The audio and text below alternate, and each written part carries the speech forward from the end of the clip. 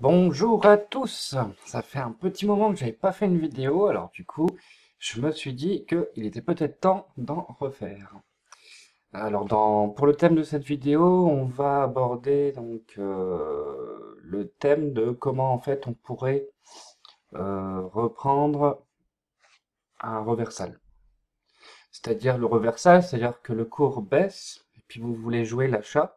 Donc du coup, vous attendez que vous ayez un signal acheteur pour pouvoir reprendre à l'achat, par exemple. Ou le contraire, le cours monte, vous voyez un signal de vente et vous voulez jouer le reverse, donc à la vente. On a un truc qui est plutôt pas mal en ce moment sur les indices boursiers à cause du dossier sur le Brexit, c'est qu'on a une petite baisse de 1000 points à peu près sur le DAX. Et on commence peut-être à se poser la question de est-ce qu'il faut acheter, oui ou non. Alors, si je reprends le DAX sur toutes les unités de temps, donc là nous avons le DAX en monthly, donc en données du mois, et on voit ici en monthly qu'on a une espèce de TE. Ça, c'est un petit peu... On va la mettre là comme ça. Donc on a une TE ici, qui est presque finie de se former justement. Donc ça c'est pour la vision à très long terme hein, en monthly. Donc là, si je devais faire une petite analyse, bah, tant qu'on reste au-dessus de la ligne de coût, on est acheteur. Et si par contre on casse la ligne de coût, là par contre on va passer vendeur. On va passer vendeur et en plus on va essayer de viser ça. 7553. Donc on est sur un support clé déjà en monthly. Le support se trouve dans une zone comprise entre 9300 et 9450. Tant qu'on reste au-dessus de ce niveau-là, tout va bien. En dessous, on va chercher 7553. Donc ça, c'est la vision monthly. Ensuite, on va passer en weekly. Alors, donc là, vous voyez, on revoit un petit peu la même ETE de tout à l'heure, mais là, on va pas regarder trop cette ETE, on va plutôt regarder ça, qui sera notre vision, entre guillemets, moyen terme. Donc on est dans un canal baissier. On est dans un canal baissier ici sur le DAX et on a un gap d'éjection. Donc qu'est-ce que c'est un gap d'éjection? Un gap d'éjection, c'est une ouverture plus bas ou plus haut que la clôture précédente et on ne vient pas combler ce gap. Ça, c'est un gap d'éjection. Donc il y a toute cette zone-là à combler encore, si on peut la combler. Sachez qu'en général, dans une tendance, le marché s'autorise jusqu'à 3 gaps d'éjection. Quand en général on voit 3 gaps d'éjection, on peut déjà se placer dans l'autre sens. Donc ça, c'est la vision moyen terme avec le weekly. Donc on a un gap d'éjection qui a commencé lundi. On a cette zone que j'ai tracée en bleu qui est à combler. Alors, si on veut jouer un reversal dessus, sur ces niveaux-là, par exemple, en weekly, j'ai rien qui me dit que le cours va monter. En revanche, si sur les unités de temps inférieures, j'ai quelque chose.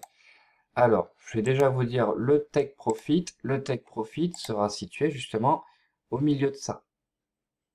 9750. Faudra pas essayer de chercher plus haut parce que si on comble le gap mais qu'on fait un échec dessus, le cours va repartir à la baisse. Donc pour l'instant c'est purement baissier, mais on se dit si et seulement si on a un signal haussier sur une unité de temps inférieure, alors je vais viser 9750. Ensuite, pour la vision en daily. Donc ça, c'est le DAX en daily. Donc vous voyez la fameuse épaule, tête épaule que j'ai dessinée en monthly réapparaît ici. Et donc, pour l'instant, je dis bien pour l'instant, mais bon, il faut pas non plus tirer des conclusions trop hâtives.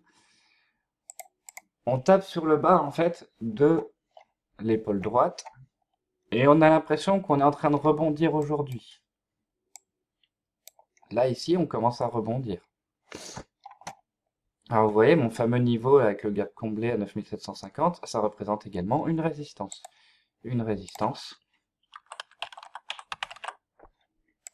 qui est là, que je vais tracer ici. Ça, c'est notre résistance. Vous voyez?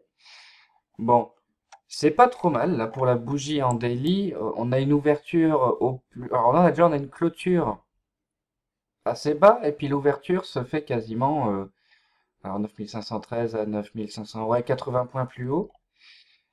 Et là, on est en train de combler ce gap-là, justement. Donc il faudra surveiller en fait ce niveau-là. 9654. Si on casse les 9654, c'est bon, allez-y, vous pouvez acheter, il n'y a pas de problème. Si on casse les 9654, on achète et on va viser 9750. Sur des unités de temps inférieures, sur le 2 heures par exemple, on voit bien qu'on est en train de combler ce gap-là. Donc ça, c'est la journée de vendredi, d'hier, pardon. Et puis ensuite, on a l'ouverture ici. Hop. Donc là, vous voyez, 9656. On va aller chercher la cassure ici du gap qui est là. Si on franchit les 9650, là, logiquement, on devrait pouvoir payer et aller chercher 9750. Ensuite, sur du 30 minutes, eh ben, on voit exactement la même chose. Il faudrait étudier s'il n'y a pas une divergence. Donc on va regarder ça. On va regarder ça. Hop. Donc là, oui, on a une divergence. Alors, une divergence.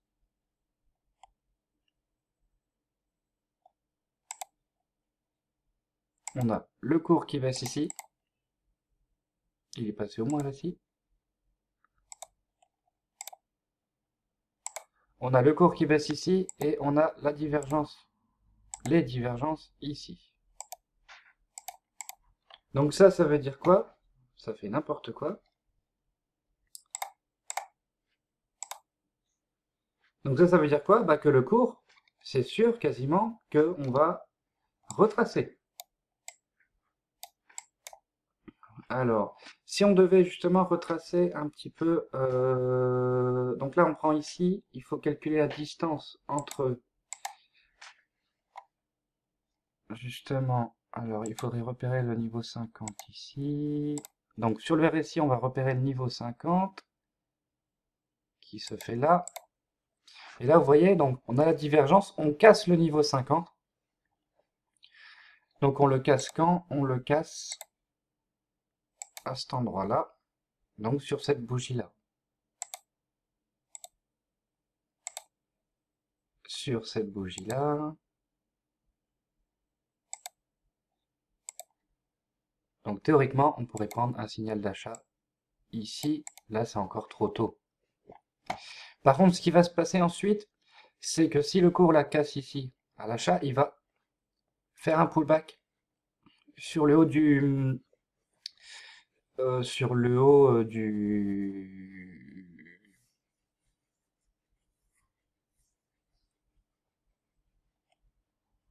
du gap. Et ici, normalement, on devrait avoir également un pullback sur la ligne des 50, ici. Donc, soit vous rentrez là à l'achat ici, soit vous attendez patiemment que le cours du RSI revienne sur ses 50 pour pouvoir repasser à l'achat. Ensuite, pour se fixer l'objectif, il va falloir calculer la distance donc, entre le cours de clôture de ça et le bas de la divergence. Donc il y a 130 points. Et ensuite, il faut la reporter dans l'autre sens, 130 points. Et là, vous voyez, c'est magique. Quand on reporte de cette manière, on a donc le stop loss qui doit être placé. On va faire plutôt comme ça, avec le calcul de position. Donc on veut passer long, on rentre ici. Le stop loss, il est légèrement en dessous de la divergence.